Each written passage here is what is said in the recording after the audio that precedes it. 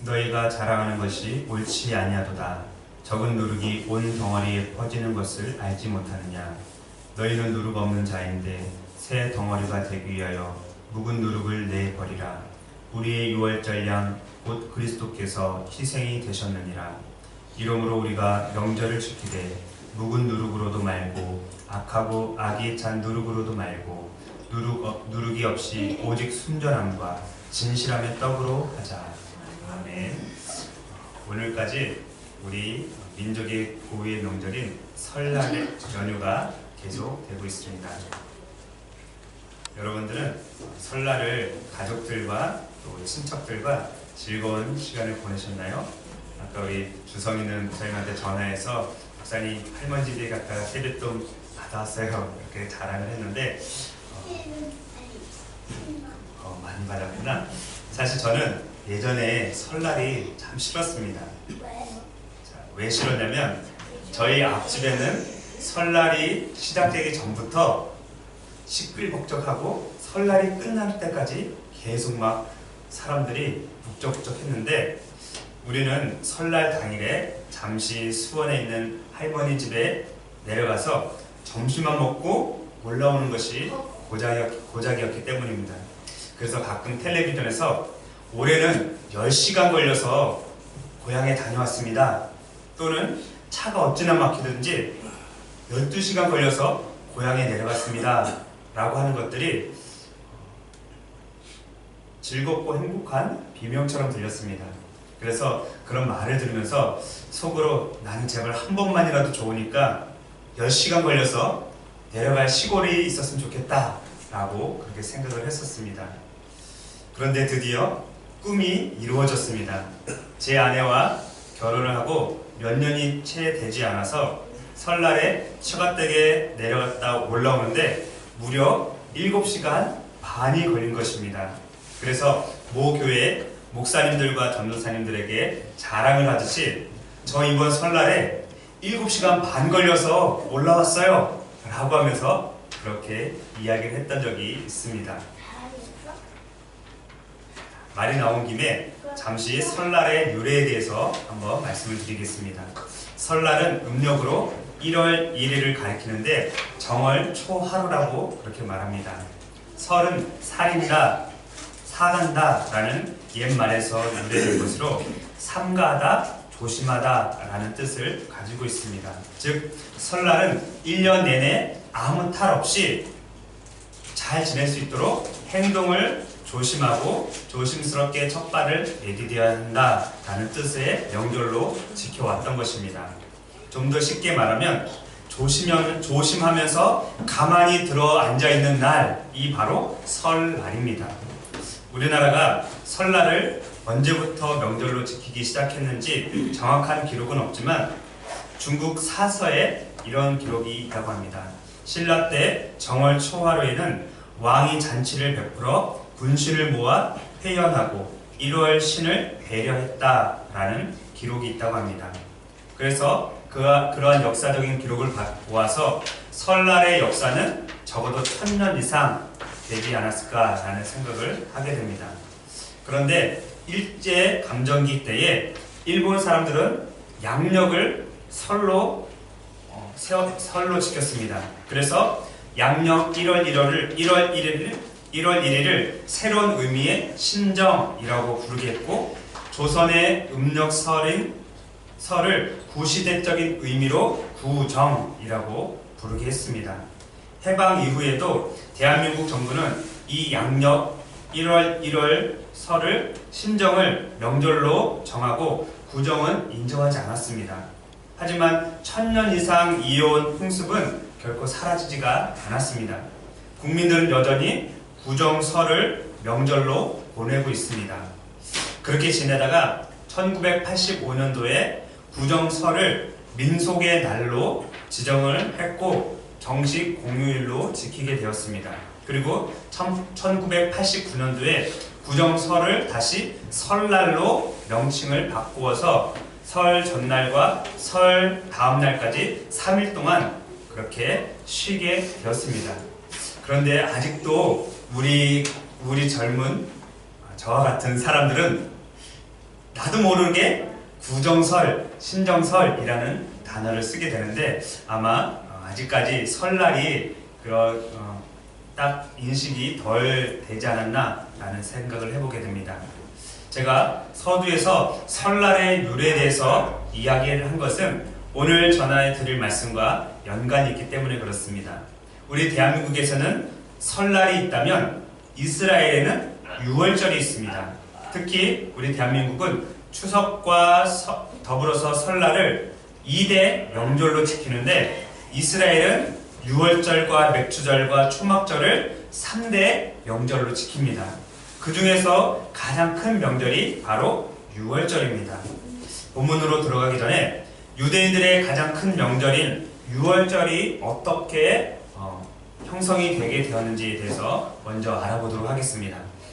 하나님께서 이스라엘 백성들을 애굽에서 탈출시키기 바로 직전에 애굽 땅에 10가지 재앙을 내리셨는데 마지막 10번째 재앙인 장자의 죽음을 내리시기 전에 온 이스라엘 사람들이 반드시 지켜야 될 그러한 유월절 규례에 대해서 말씀을 해주시는 장면이 출애굽기 12장에 기록이 되어 있습니다. 우리 다 함께 출애굽기 12장으로 한번 가보도록 하겠습니다.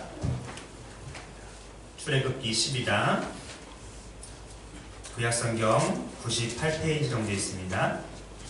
출애굽기 12장 구약성경 98페이지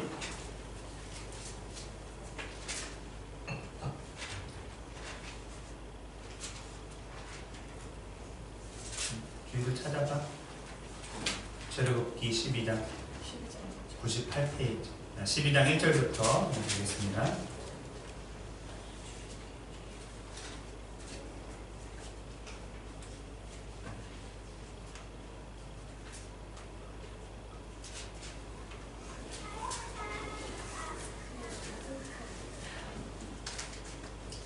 (12장) 12장 1절부터 10절까지 제가 한번 빠르게 읽어보겠습니다. 여호와께서 애굽 땅에서 모세와 아론에게 일러 말씀하시되 이 달을 너희에게 달의 시작 곧 해의 첫 달이 되게 하고 너희는 이스라엘 온 회중에게 말하여 이르라.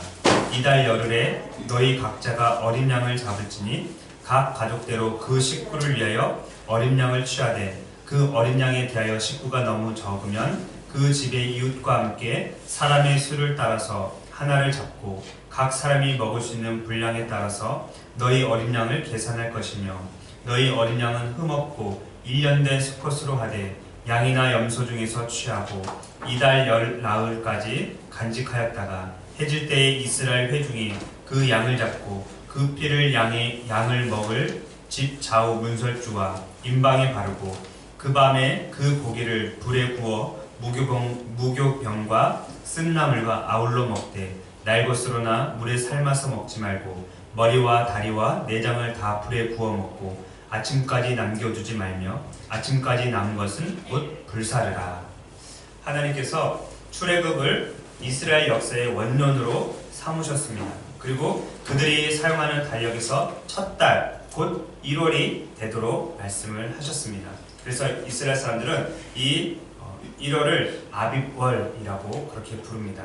그리고 그 달 10일에 각 가족대로 식구를 위해서 흠없는 1년 된 어린 양 수컷을 가지고 와서 기다리고 있다가 14일째 되는 날 해가 지면 그 양을 잡아서 그 피를 집 좌우 문설주와 임방에 바르라고 그렇게 명령을 하셨습니다. 혹시 양이 없으면 염소도 괜찮습니다. 밤에 그 고기를 머리와 다리와 내장을 다 불에 구워서 먹고 무교병과 쓴나물과 함께 먹으라고 말씀하셨습니다. 그런데 그 고기를 날 것으로 먹거나 또는 물에 삶아서 먹으면 절대로 안 됩니다. 그리고 먹고 남은 고기는 아침까지 남겨두어서도 안 되고 남은 것은 다 불태워 버리라고 말씀하셨습니다. 계속해서 하나님께서 이스라엘 백성들에게 이 유월절 음식을 어떻게 먹어야 하는지에 대해서 말씀을 해주셨는데 11절 말씀을 제가 다 같이 한번 읽어보겠습니다. 11절 시작. 너희는 그것을 이렇게 먹을지니 허리에 띠를 띠고 발에 신을 신고 손에 지팡이를 잡고 급히 먹으라. 이것이 여호와의 유월절이니라. 유월절 음식은 허리에 띠를 띠고 신발을 신고 손에 지팡이를 잡고 급히 먹어야만 했습니다. 왜냐하면 이스라엘 백성들은 언제든지 하나님께서 출발 신호를 보내면 무조건 애굽을 탈출해야 하기 때문에 그렇게 급하게 먹었던 것입니다. 마치 군인들이 밤에 야간 행군을 하다가 잠시 휴식을 취하면서 전투 식량을 먹습니다. 행군을 하던 군인들은 절대 허리띠를 풀지 않습니다. 그리고 발이 불편하다고 군화를 벗어놓지도 않습니다. 한 손에는 지팡이 대신 총을 들고 밥을 먹습니다. 그러다가 대장이 전대원 모두 출발 앞으로 하면 먹던 것을 다 팽개치고 그렇다고 거기에 다 놓고 가는 건 아니겠죠? 다 정리해서 무조건 출발하는 겁니다. 마찬가지로 하나님께서 이스라엘 백성들에게 출발 신호를 보내면 먹던 음식을 다 정리하고 곧바로 출발할 수 있도록 그렇게 명령을 내리신 것입니다. 자, 이제 여러분들이 출애굽을 바로 직전에 앞둔 이스라엘 백성들 중에 한 가족의 일원이 되어서 그 장면에 있다고 한번 상상해 보시기 바랍니다. 온 이스라엘 백성들은 단 한 사람도 예외 없이 노인으로부터 어린아이에 이르기까지 심지어는 집에서 키우는 가축들까지도 숨을 죽여가면서 해가 떨어지기만을 기다리고 있었습니다. 드디어 해가 서쪽으로 떨어졌고 얼굴조차 분간하기 힘든 희미한 등잔불빛 아래서 그 집안의 어른인 아버지가 미리 준비해 놓은 어린 양을 아무런 고통 없이 그리고 찍소리도 나지 않게 잡습니다. 큰아들은 어린 양의 목에서 흘러내리는 그 피를 커다란 그릇을 들고 받아냅니다. 피를 다 받아내면 이제 아버지는 우슬초 묶음으로 그릇에서 피를 찍어서 좌우 문설주는 문 양쪽에 있는 기둥을 이야기하는데 거기에 피를 바릅니다. 그리고 임방은 위에 있는 가로지르는 나무나 밑에 있는 가로지르는 나무를 말합니다. 그래서 임방에 또 이렇게 바릅니다. 그리고 온 가족이 숨을 죽인 채 아버지가 하는 일들을 지켜봅니다. 문 밖에 붉은 노을과 어린 양의 피가 한데 어우러져서 그 피가 더욱 붉게 보였을 것입니다. 이제 아버지는 피가 다 빠진 이 어린 양을 아내에게 넘겨줍니다. 어머니는 불이 켜있는 화덕에서 급하게 그 어린 양을 굽습니다. 그러나 잘 익도록 굽습니다. 다른 모든 가족들은 언제라도 집 밖으로 나갈 체설을 하고 있습니다. 허리에 띠를 띠고 신발의 끈도 단단히 동여맸습니다. 그리고 손에 지팡이를 집은 채 전혀 누룩이 들어가지 않은 빵, 그래서 무교병이라고 부릅니다. 전혀 누룩이 들어가지 않은 빵과 쓴 나물, 그리고 구운 어린 양 고기를 급하게 먹습니다. 너무 급하게 먹으면 체할 수도 있으니까 꼭꼭 씹어서 급하게 먹습니다. 그리고 마지막으로 하나님의 출발 신호를 기다립니다. 자, 하나님의 출발 신호가 무엇이었을까요? 이스라엘의 10번째 제약인 장자의 죽음을 통한 울음소리입니다. 애굽 온 나라가 순식간에 울음바다로 바뀝니다. 여기저기서 사람들의 곡한 소리가 들립니다. 이것은 하나님의 출발 신호였습니다. 그래서 이스라엘 백성들은 먹던 것을 다 정리하고 애굽을 나가기 시작합니다.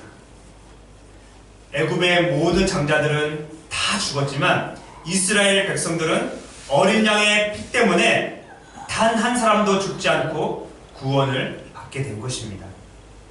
계속해서 12절부터 14절을 보시기 바랍니다. 12절에서 14절 제가 읽겠습니다. 내가 그 밤에 애굽 땅에 두루 다니며 사람이나 짐승을 막론하고 애굽 땅에 있는 모든 처음 난 것을 다 치고 애굽의 모든 신을 내가 심판하리라. 나는 여호와라. 내가 애굽 땅을 칠 때에 그 피가 너희가 사는 집에 있어서 너희를 위하여 표적이 될지라. 내가 피를 볼 때에 너희를 넘어가리니 재앙이 너희에게 내려 멸하지 아니하리라. 너희는 이날을 기념하여 여호와의 절기를 삼아 영원한 규례로 대대로 지킬지니라. 아멘. 이처럼 이스라엘 하나님께서 출애굽 직전에 이스라엘 백성들에게 모세와 아론을 통해서 유월절 규례를 제정해 주셨습니다. 그리고 유월절 음식을 어떻게 먹고 지켜야 될지도 말씀해 주셨습니다. 이스라엘 백성은 이때로부터 시작해서 예수님 때까지 이 유월절 규례를 지켜왔습니다. 물론 이스라엘 왕들이 통치하던 시대에는 이 유월절이 잠시 끊겨지기도 했지만 그래도 이 유월절은 명백하게 유지되어 왔던 것입니다. 이제 다시 본문으로 돌아가 보도록 하겠습니다. 고린도전서 5장입니다. 자, 이제 고린도전서 5장으로 함께 가보겠습니다. 고린도전서 5장. 고린도 교회는 그 어떤 교회들보다 성령의 은사가 많이 나타나는 교회였습니다. 그런데 그 안에는 또 다른 문제가 많이 있었던 교회가 바로 고린도 교회입니다. 예를 들면 교회 안에 바울파, 아볼로파, 게바파, 그리스도파라는 분파 싸움이 끊이지 않았습니다. 그리고 어떤 교회에서 일어나는 일들은 교회에서 해결을 해야 되는데 그것을 해결하지 못해서 세상 법정에까지 가서 고소하는 일들이 벌어졌습니다. 뿐만 아니라 결혼에 관한 문제, 그리고 우상에게 바쳐진 재물을 먹는 문제와 같은 일이 많이 일어났습니다. 그리고 무엇보다도 교회 밖에서는 이루어지지 않을 음행의 문제가 독사처럼 꽈리를 틀고 앉아 있었던 것입니다. 5장 1절을 한번 보시기 바랍니다. 제가 읽어보겠습니다. 너희 중에 심지어 음행이 있다함을 들었으니 그런 음행은 이방인 중에서도 없는 것이라. 누가 그 아버지의 아내를 취하였다 하는도다. 여기서 말하는 음행은 합법적인 결혼 관계 밖에서 행해지는 모든 형태의 성관계를 뜻하는 것입니다. 고린도는 성적인 타락의 극치를 달리고 있었던 도시 중 하나였습니다. 일례로 고린도에는 아프로디테 신전이 있었는데 그 신전 안에 성적으로 일을 하는 여사제들이 무려 1000명 이상이 상주해 있었습니다. 그래서 거기서 아프로디테 여신에게 제사를 드리고 나오는 사람들이 그 여사제들과 성적인 관계를 맺어야 그제서야 제사가 끝나는 것이었습니다. 이런 도시에 바울이 복음을 전했고 그 복음을 전해들은 사람들이 기독교로 많이 개종을 했습니다. 하지만 그들 가운데 어떤 사람이 그 아버지의 아내를 취했다라는 소식이 바울의 귀에 들어오게 되었습니다. 아버지의 아내, 우리가 친엄마를 아버지의 아내님 이렇게 부르지 않죠? 아버지의 아내란 말은 의붓 어머니 또는 아버지의 첩을 가리키는 말입니다. 그러나 의붓 어머니든지 간에 첩이든지 간에 이는 어머니와도 같은 분입니다. 그래서 사도 바울이 받은 충격이 더 컸던 것입니다. 로마 시대의 철학자였던 히케로라는 사람이 이렇게 말을 합니다. 장모가 사위와 결혼하는 것은 생각할 수조차 없는 일이다. 로마 시대에는 성적으로 아주 타락했던 시대입니다. 그럼에도 불구하고 당시에 장모와 사위가 결혼하는 것은 생각조차 할 수 없는 일이었다라고 그렇게 말을 했습니다. 사도 바울이 오죽했으면 그런 음행은 이방인 중에서도 없는 일이다 라고 그렇게 말을 합니다. 만약 구약 성경에 기록된 대로 법이 집행이 됐다면 이 아들은 돌에 맞아 죽을 수밖에 없습니다. 구약 성경에 이렇게 기록합니다. 누구든지 그의 아버지의 아내와 동침하는 자는 그의 아버지의 하체를 범하였은즉 둘 다 반드시 죽일지니 그들의 피가 자기들에게로 돌아가리라. 그런데 이 고린도 교회는 이러한 음행, 곧 근친상간의 죄를 범한 사람을 교회에서 쫓아내기는커녕 두둔하고 보호해 주기까지 했다라는 것입니다. 그래서 분노가 머리끝까지 차올랐던 사도 바울은 너희가 오히려 교만하여져서 어찌하여 통한이 여기지 아니하고 그 일을 행한 자를 너희 중에서 쫓아내지 아니하였느냐 라고 말합니다. 심지어는 이런 자를 사탄에게 내어주었다 라고 말하기까지도 합니다. 여기까지 말한 사도 바울은 고린도 교회 안에 독사처럼 꽈리를 틀고 있었던 이 근친상간의 음행의 죄악은 곧 누룩과도 같은 것이다 라고 말합니다. 이제 다같이 6절 말씀을 한번 읽어보도록 하겠습니다. 6절 시작. 너희가 자랑하는 것이 옳지 아니하도다. 적은 누룩이 온 덩어리에 퍼지는 것을 알지 못하느냐. 혹시 여러분들 누룩이 뭔지 아세요? 누룩. 그이 누룩 아니? 모르지? 들어는 봤어? 들어는 봤대요? 자, 그래서 사실 저도 누룩에 대해서 보지는 못했기 때문에 신학자들이 연구해 놓은 글을 통해서 이런 것이구나 라는 것을 알게 되었습니다. 자, 한번 들어보시기 바랍니다. 여기서 말하는 누룩은 오늘날 빵을 만들 때 사용하는 효소와는 다른 것입니다. 이 누룩은 작은 밀가루 반죽입니다. 이 반죽을 일주일 동안 불에다가 살짝 굽습니다. 그런 뒤에 커다란 새 밀가루 반죽 덩어리에다가 이 구운 작은 반죽 덩어리를 넣어둡니다. 그러면 새 밀가루 반죽 덩어리 안에서 발효를 시작해서 열을 가하면 새 밀가루 반죽 덩어리가 부풀어 오릅니다. 이렇게 부풀어 오른 밀가루 반죽을 빨리 굽지 않고 조금이라도 지체하면 이 반죽이 급속도로 부패하여 반죽 전체가 금방 썩어버립니다. 누룩의 역할을 하는 작은 밀가루 반죽이 새 밀가루 반죽 전체를 부풀어 오르게 하고 마침내는 반죽 전체가 썩어 문드러지게 만드는 것처럼 근친상간과 같은 성적 범죄를 범하는 자를 교회 공동체 안에 허용하면 조만간에 교회 공동체 전체가 오염되기 때문에 교회 공동체를 보호하기 위해서 반드시 내보내야 한다라고 그렇게 말을 했습니다. 적은 누룩이 새 밀가루 반죽에 들어가면 순간 부풀어 오를 때까지는 좋습니다. 그때 빵을 만들어 보면 최상의 맛을 내지만 조금이라도 지나면 그 누룩 때문에 반죽 전체가 썩어서 상해서 먹을 수 없다는 것입니다. 마찬가지로 성적인 범죄, 특히 근친상간과 같은 음행의 죄를 저질렀을 때는 그 사람을 교회에서 내보내라 라고 말합니다.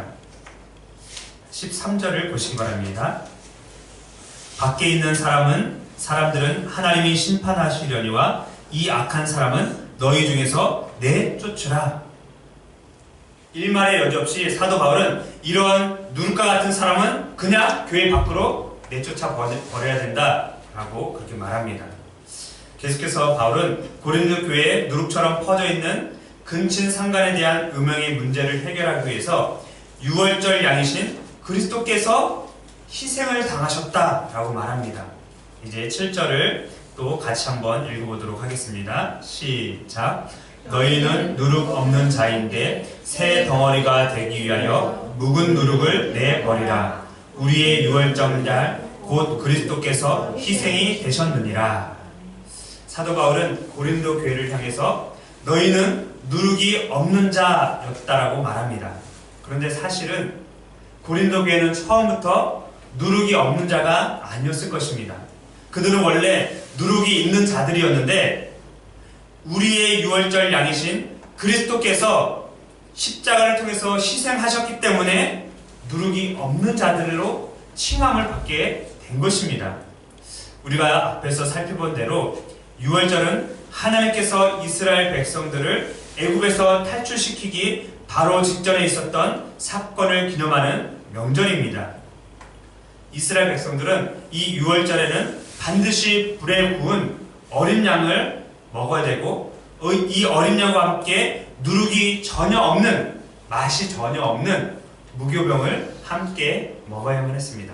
게다가 쓴나물을 반찬처럼 먹어야만 했습니다. 여러분 한번 생각해 보시기 바랍니다.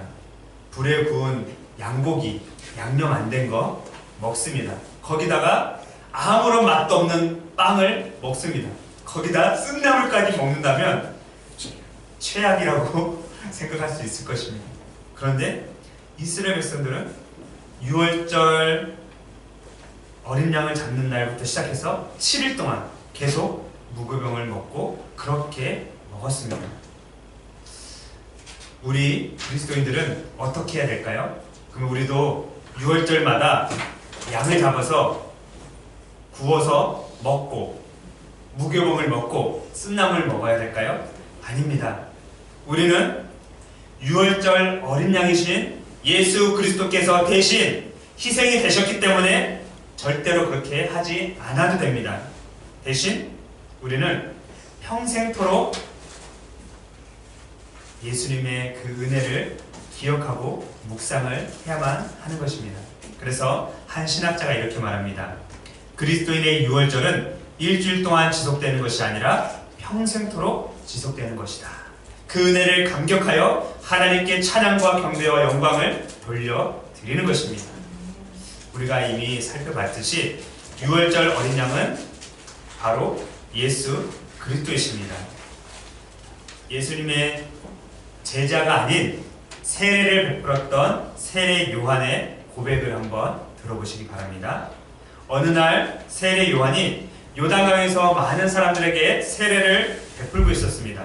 그러던 중에 예수님께서 자신에게 직접 세례를 받으러 오시는 것을 보고 이렇게 외쳤습니다.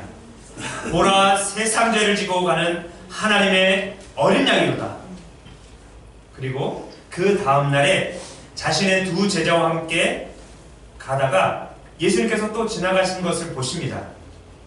이 두 제자를 향해서 보라, 하나님의 어린 양이로다 라고 그렇게 말합니다. 그러자 세례 요한의 두 제자가 예수님께 가서 자기의 선생님을 버리고 예수님의 제자에 합류하게 되게 됩니다.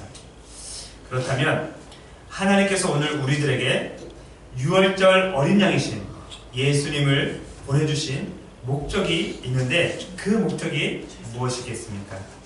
그 목적은 두 가지가 있는데 첫 번째는 그 피로 우리의 모든 죄악과 허물이 용서함 받고 구원받았다는 사실을 알게 하라는 것입니다.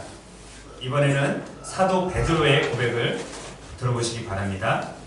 너희가 헛된 행실에서 대속함을 받은 것은 은이나 금같이 없어질 것으로 된 것이 아니요 오직 흠없고 점없는 어린 양 같은 그리스도의 보배로운 피로 된 것이니라. 출애굽을 앞둔 이스라엘 백성들이 흠없는 어린 양의 피 때문에 죽음의 위기에서 구원받았던 것처럼 오늘 우리도 마찬가지로 하나님의 어린 양이신 예수 그리스도의 보배로운 피를 믿음으로 구원을 받게 된 것입니다. 우리가 즐겨 부르는 찬송가 265장 주 십자가를 지심으로 라는 찬송가가 있는데 그 가사는 이렇게 되어 있습니다. 주 십자가를 지심으로 죄인을 구속하셨으니 그 피를 보고 믿는 자는 주님의 진노 면하겠네. 흉악한 죄인 괴수라도 예수는 능히 구원하네. 온몸을 피에 담글 때에 주님의 진노 면하겠네. 심판할 때에 모든 백성 행한 일대로 보응받네. 주님의 피로 죄 씻으면 주님의 진노 면하겠네. 구주의 사랑 크신 은혜 보혈의 능력 의지하세. 심판의 불이 내릴 때에 주님의 진노 면하겠네. 내가 그 피를 유월절 그 양의 피를 볼 때에 내가 널 넘어서 가리라. 우리가 예수 그리스도 유월절 어린 양이신 예수 그리스도의 그 피를 믿으면 우리는 죄 사함을 받고 그리고 하나님의 나라 백성이 되게 되는 것입니다. 하나님께서 유월절 양이신 그리스도를 보내주신 두 번째 이유가 있습니다. 그것은 우리의 자녀들에게 그 사실에 대해서 가르치고 알게 하라는 것입니다. 아까 읽었던 출애굽기 12장 26절과 27절에 보면 이렇게 기록이 되어 있습니다. 이후에 너희의 자녀가 묻기를 이 예식이 무엇이냐 하거든 너희는 이르기를 이는 여호와의 유월절 제사라. 여호와께서 애굽 사람에게 재앙을 내리실 때에 애굽에 있는 이스라엘 자손의 집을 넘으사 우리의 집을 구원하셨느니라 하라 하매 백성이 머리를 숙여 경배하니라. 출애굽을 한 제2세대들 곧 다음 세대들이 할아버지, 할머니, 엄마, 아빠 이 유월절 예식이 무슨 뜻이에요? 라고 물어본다면 이렇게 대답을 하라는 것입니다. 이것은 여호와의 유월절 제사란다. 하나님께서 애굽 사람들에게 재앙을 내리실 때 우리 조상들의 집을 그냥 넘어가셨고 우리를 죽음의 위기에서 구원해 주셨단다. 그날을 기념하는 날이 바로 유월절이란다 라고 가르쳐 주라는 것입니다. 유월절은 문자 그대로 말하면 넘어가다, 영어로 하면 pass over 라는 단어입니다. 게임 오버가 아니라 넘어가다, 패스 오버입니다. 하나님께서 애굽을 심판하던 날 밤에 어린 양이 발라져 있는 어린 양이 아니죠? 어린 양의 피가 문지방과 문설주에 발라져 있는 것을 보고 죽음의 천사가 그 집을 넘어간 겁니다. 유월했다 그래서 패스 오버가 된 것입니다. 그것을 다음 세대에게 가르치라는 것입니다. 그것도 하루 이틀이 아니라 영원토록 잃어버리지 않도록 귀에 못이 박히도록 가르치고 또 가르쳐 주라는 것입니다. 오늘 우리도 마찬가지입니다.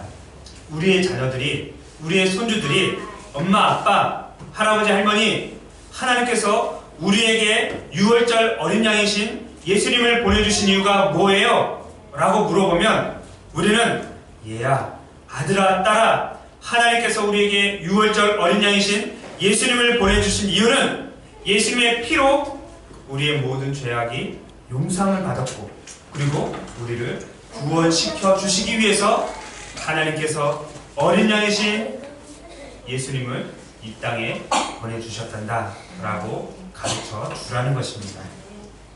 이렇게 가르쳐 줄 수 있기 위해서는 내가 먼저 그 사실에 대해서 확실한 믿음이 있어야 됩니다.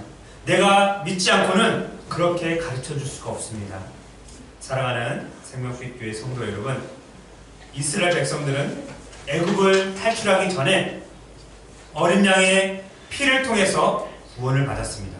그러나 오늘 우리는 유월절 어린 양 대신 예수 그리스도의 피를 믿음으로 구원을 받고 영생을 얻게 되는 것입니다.